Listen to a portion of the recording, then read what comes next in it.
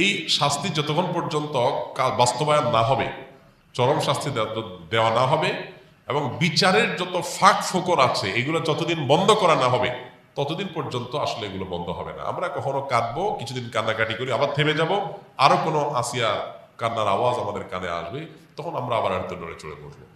এই দেশে শত সহস্র ঘটনা এরকম ঘটে, একের পর এক এই আসিয়াদেরকে আমরা দাফন করে চলে আসি, কিন্তু ধর্ষকদেরকে দাফন করার সৌভাগ্য বা সুযোগ আমাদের হয় নাই। কেন ব্যভিচারের শাস্তি আল্লাহ তাআলা বলেছেন ওয়ালিয়াশহাদ আযাবাহুমা তাইফাতুম মিনাল মুমিনিন, ব্যভিচারের শাস্তি যে কার্যকর হবে এটা যেন প্রত্যক্ষভাবে হয়, মানুষের উপস্থিতিতে যেন হয়। কেন বলেছে?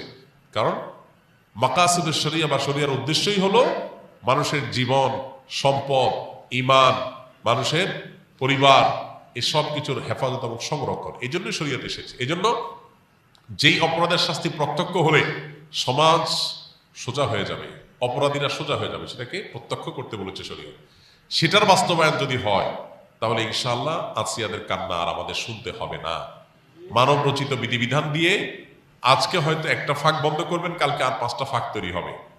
চিরতরে ফাঁক বন্ধ করা সম্ভব হয় না। ফাঁক ফোকর জন্য বন্ধ করতে হয় যাতে করে অপরাধী কোনোভাবে পার না পায়, তাহলে আমাদেরকে অবশ্যই শরিয়ার আইন বাস্তবায়ন করার দিকে যেতে হবে। কোন মুসলমান যদি শরিয়ার আইন বাস্তবায়ন না চায় সে মুসলমানই না।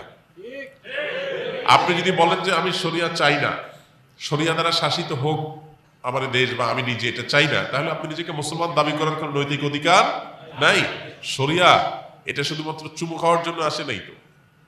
আপনি পারছেন না শরিয়া দ্বারা শাসিত হতে, অপরাধ বোধ আপনার মধ্যে আছে যে আমি পারতেছি না বা আমরা পারতেছি না, এটা একটা লেভেল পর্যন্ত চলে। কিন্তু আপনি চান না, পছন্দ করেন না, এটা চলে না। এটা মানে হলো আপনি বিদ্রোহ করলেন, অস্বীকার করলেন, ঈমান থেকে খারিজ হওয়ার মতো বিষয়। এই জন্য ভাই, মানুষ, আমরা উন্নত পৃথিবীর উন্নত দেশগুলোতে জানি যে প্রচুর পরিমাণে সেখানে তাদের আপনার টেকনোলজিক্যাল সাপোর্ট আছে, তাদের কাছে অপরাধীদেরকে শনাক্ত করার হাজারটা সিস্টেম আছে, কিন্তু যেই পরিমাণ ধর্ষণের ঘটনা এই সমস্ত দেশেও ঘটে, আপনি অনলাইনে একটু সার্চ দিলে দেখতে পাবেন যে কোনোভাবেই সেগুলো তারা থামাতে পারছে না। কর্মস্থল থেকে নিয়ে শিক্ষা প্রতিষ্ঠান পর্যন্ত কোনো জায়গায় নারীর নিরাপদ না। নারীর নিরাপত্তা নিশ্চিত করবার জন্য শুধুমাত্র ইসলামী শরিয়ার বাস্তবায়নই না, ইসলামী বিধিবিধান এবং ইসলামী যে লাইফস্টাইল সেটা ফলো করা জরুরি।